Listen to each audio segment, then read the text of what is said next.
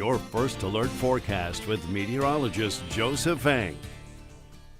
Good morning, everybody, and welcome back. Taking a look at your forecast as we finish out the work week here. It's pretty quiet at the moment outside in Jennings. There is certainly some mixed cloud cover overhead, and that's holding back a bit of the sunshine. Current temperature 78 degrees. Most of the area looking at the middle to upper 70s range, and it's slow to warm up, but it also didn't cool off quite as much overnight due to some of that thicker cloud cover, which you can see here on satellite and radar at the moment. A few showers left over, getting a bit of a break further in Cameron where they had a decent scattering early this morning, but more showers are on the way as activity continues to try and push in from the southwest. You could really see that influence pulling over the area on satellite here with the cloud cover, so I definitely keep your rain gear handy heading out the door. At the very least, you might run into some sprinkles, but more showers are expected to form as we continue through the late morning and into lunchtime. Otherwise, most of the region looks pretty quiet, but we're definitely in for a rather shady day. Now, as far as the breeze at the surface, that's pretty light and generally variable again today.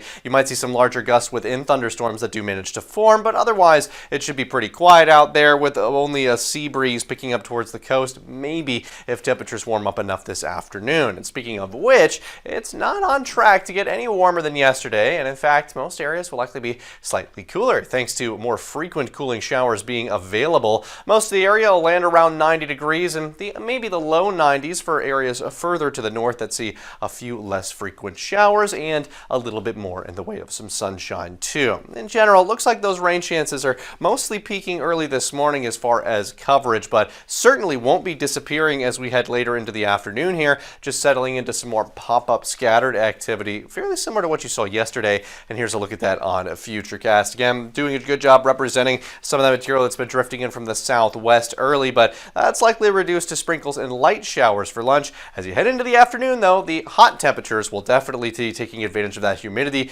and you could expect, again, a similar size activity to what you saw on Thursday afternoon, but this time it's going to be extending a little bit further to the north in its general coverage. Meantime, away from any showers, which will be more frequent this time, we'll still see heat indices in the middle to upper 90s range, and you'll definitely want to keep an eye on your radar if you are spending time outdoors. Those showers will likely continue till right around sundown. As for the weekend, as a very weak front finishes washing out to our north today, it looks like its influence won't be sticking around to keep those rain chances elevated as we get into Saturday and Sunday, which, while they will be slightly lower, it also looks like we'll still see our typical afternoon activity popping up. Now, as for the tropics, those are quiet. No signs of any new activity in the next 7 days. Even those disorganized thunderstorms we were keeping an eye on look like they're going to stay that way, and the rest of the basin keeping suppressed thanks to plenty of Saharan dust. As for your 10-day forecast, those temperatures should stay pretty close to average for the weekend, even with rain chances dropping a little bit.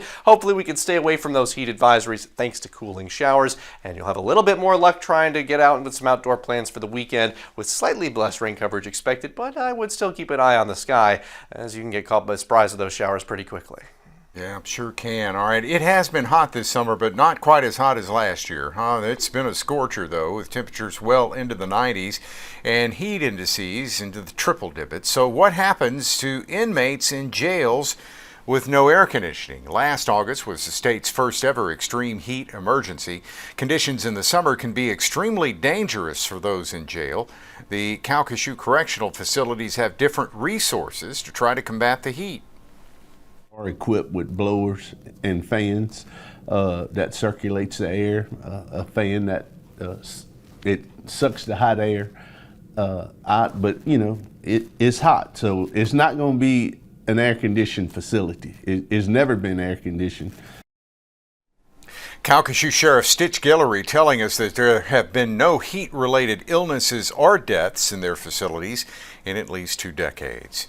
Ever been to Las Vegas? The whole idea there is to time out your hot streak, see if you can't go home a winner. Well, no one is winning right now because the hot streak belongs to Mother Nature. Just one of the places feeling the impact of severe weather. Here's Amy Kiley. Go on. People and pets are suffering from the latest round of severe weather. Most western states have heat alerts again today. Las Vegas is on a record hot streak, but not the gambling kind. Reno, Nevada has new signs urging pet owners to beware of hot surfaces. What we can do is we can put our hands or our feet on the pavement for about 7 seconds. The city says dogs might need booties or to stick to shade and grass for now. If it's hot for us, it's going to be really hot for them too.